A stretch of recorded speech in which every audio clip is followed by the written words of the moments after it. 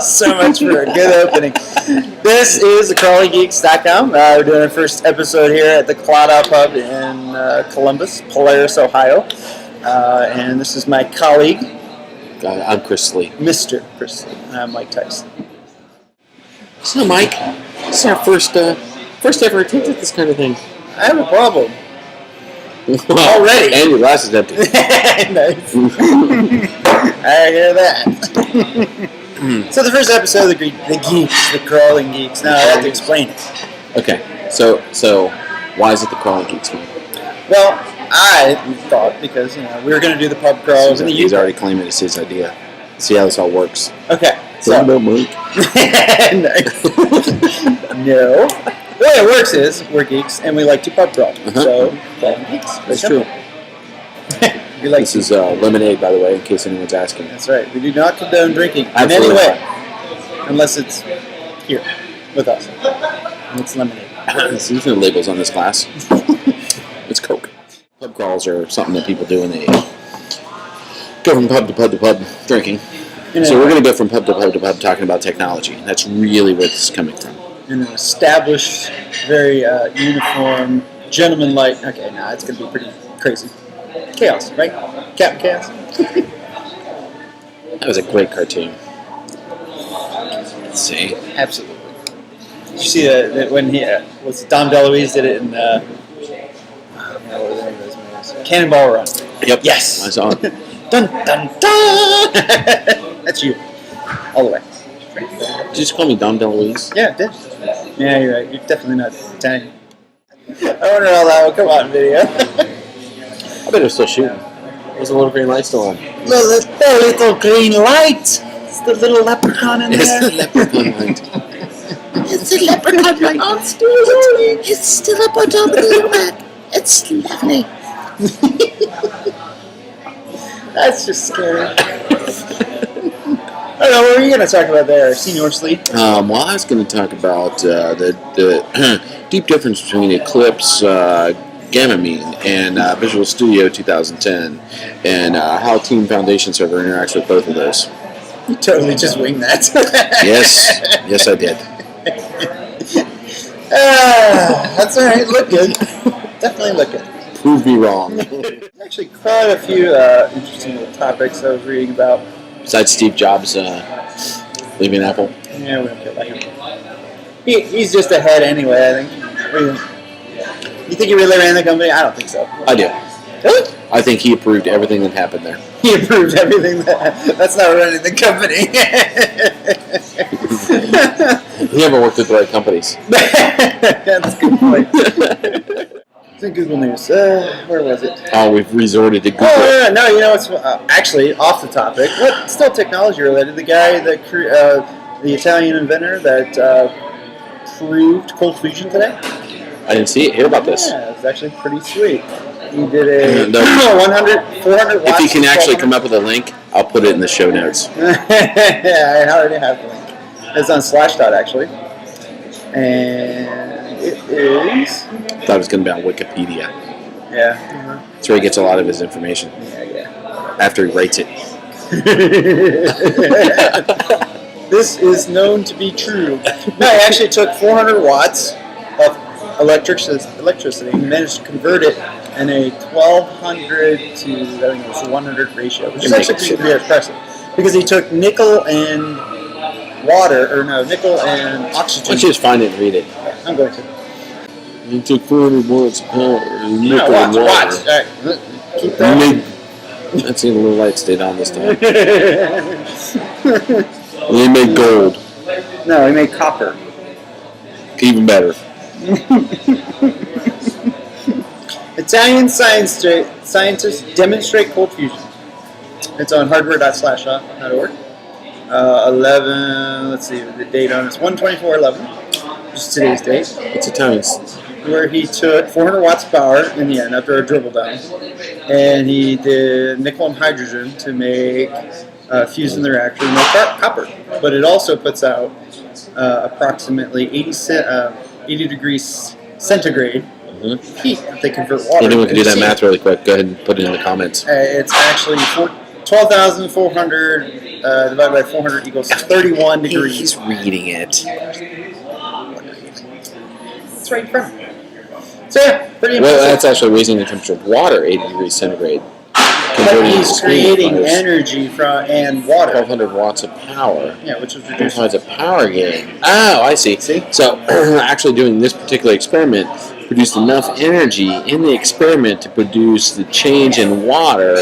So really what you're doing... Well, here it is, right here. You converted 292 grams of 20 degrees centigrade water into dry steam, which is about 101 degrees centigrade. Dry steam. Yeah. Where does it say that? Right there. Dry steam. It does say that right there. Dry steam. I don't know what wet steam is. I don't know any other kind of steam. From the kind you put in the line. So that's actually pretty cool because it's not perpetual motion, right? And I would imagine that the it's the outputs. What you're really doing is you're converting, or you're losing the conversion rates, right? Because normally when you convert one energy type to another, you lose energy. And what he seems to be doing is at least maintaining a good grasp on not losing all that energy. Yeah, it's gaining quite a bit, actually. Well, if you do the math real quick, it comes out to be about, I think it was like 600 watts of extra energy that he has, which is pretty darn good. Well, ladies and gentlemen, we no longer have to worry about the ecosystem because we'll just be doing this all the time. Yeah. And we'll still be drinking. Free power for everybody. Oh, well, this actually got me thinking. Think about the amount of data center computers in a data center. Now, think about the average temperature of a processor. It's about 100 to 125 degrees centigrade. What if you ran water? That's 307 degrees Fahrenheit. Fahrenheit, sorry. Okay, all right. What if you ran water across those and heated those into steam and regenerated your power from it? Think about a data center that could do that. That'd be cool. I mean, you wouldn't regain all your power, but you'd certainly make some of that up. Right. That'd be a slick idea. So why don't you do that? Okay, right on. Put it on my list of things to do. Do it by next Wednesday. Genghis Khan, history's greatest conqueror. Duh. Also very prolific. I saw that on one of those Discovery Channel genetic shows. Genghis Khan. It was impressive. It does. Oh, yeah. What are we talking about? That I'm Genghis Khan. And Web Matrix. Web Matrix, yes. So basically, it's Microsoft trying to get into the super small, shared services web hosting business, right? By being able to go, hey, we can package up anybody else's stuff and then give it to you all as a single bundle. You can buy that bundle, and you can buy that bundle and run with it, right? And it's for little businesses. And in about 2 months, actually be going to Microsoft to listen to hear how to convert people off of that onto real technology. So, really? Is that their game? Well, in April, there's a how to convert a WebSense or Web Matrix website off of Web Matrix back into regular ASP. So what they're actually trying to do is take all the Drupal customers, the open source guys, make them suck them into a model, and then make it easily portable to what they're. That's right. That's clever business. Yeah. So that way it's hey, we totally embrace open source, use it, and then when you need to do real stuff, you can come over here. Convert over. That's good marketing. Twitter expected to more than triple revenue in 2011. Okay, that's a good point. How does Twitter make money? Ad revenue. Strictly ad revenue? Yep. That's it? Yep. How can we make use of that? Well, I know a lot of people making money off of the back of Twitter. How so? Social networking? Well, look at Tweetcast, Hootsuite, all the apps that allow you to do multiple Twittering kind of things. And pay for it? Sure. Yeah, there's a professional version. I didn't know that. So those things are always sitting out there, right? So you have this free thing that comes out, 140 characters, send up messages to people, right? Which is the limitation. Right. Then you have this whole ecosystem spawn up around it that's able to siphon money out of users who are using this free service Meanwhile, the people that provide the free service are sitting there scratching their head trying to figure out how they can actually make money. Right. Which is a pretty common problem with things like Facebook when it first started coming out years ago. But man, I mean, how they're making their money right now? Well, they became very creative on how they make. They're making their money through ads. But they're doing it. Twitter is, right? Very good. So I figured at some point, so we talked about our the goal of this, right? Is 3 to 5 minute videos. Just set the groundwork. We'll highlight something about the pub that we're particular in. Before and after. And during. And Mike's going to cover something infrastructure security related. I'll cover something development related. We'll talk about fun things that are going on in the world that are technology related, which I really think is the way to go here. Is not necessarily go, I got to come up with a technology development story. I think it's going to be really up to geeks relating what's going on in technology to the viewers out there through the lenses of beer. Which is a great point. We'll try and accent a alcohol or if we can't pick another fine pub in Columbus. Well, what are we drinking tonight? I'm sticking with my usual, my Crown and Coke, light ice. What are you having? It's his rut. Mm-hmm. I, on the other hand, am having a delicious Black and Velveteen, which is a half Strongbow cider and half Guinness. Which I can't get hung up on those. So it's it's light and refreshing. At the same time, it has all the vitamin G you need. Keep going. And cider. Cider is never bad for you. It's all natural.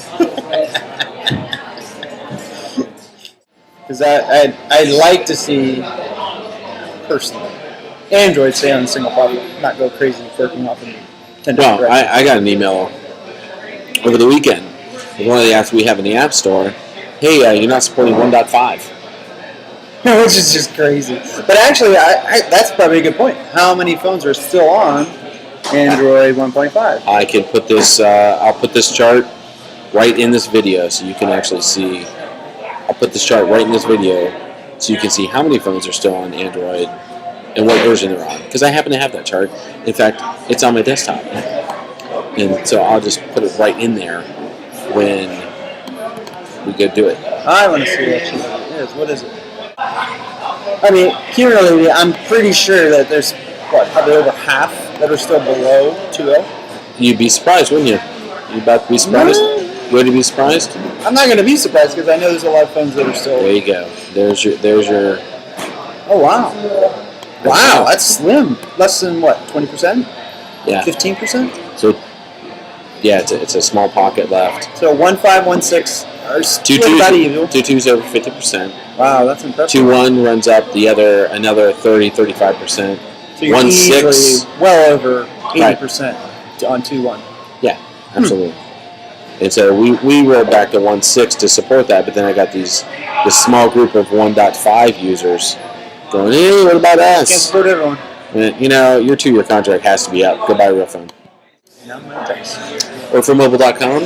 I'm from ipforge.com. And today is January 24th. 2011. And we're at Claddagh, the Irish Pub.